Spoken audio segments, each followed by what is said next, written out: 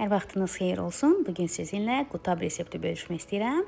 Lakin bu həmişə hazırladığımız qutabdan bir qədər fərqlənir. Həm də bölgələrdə buna göy kətəsi də deyirlər. Yabani pencərdən hazırlanır, yəni özü bitən, qaz ayağı, yolotu, gicitkan və cincili bol-bol almışam, mövsümüdür.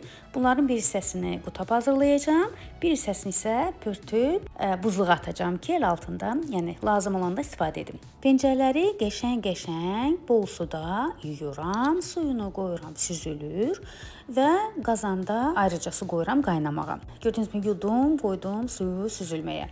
Bu bitkilər çöl bitkiləri olduğuna görə bir balaca qaynar suya salıb çıxartmaqda fayda var ki, acı suyu getsin.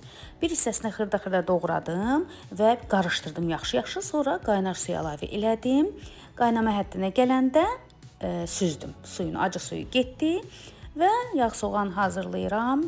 Soğanların diriliyi gedəndən sonra pencərimizi əlavə edirəm üzərinə. Duzunu, istiotunu burada əlavə edirəm. Çünki göy kətəsində pendir bildiyim qədərilə olmur. Ona görə mən də bu cür hazırlamaq istədim.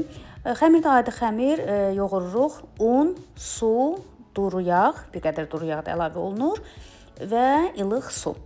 Yumşaq xəmir yoğururuq, kündələrə ayırırıq və bir balaca göylər bişdiyi üçün və nəmli olduğu üçün mən yuxamı bir qədər qalın hazırladım və çox da ləzzətli olur.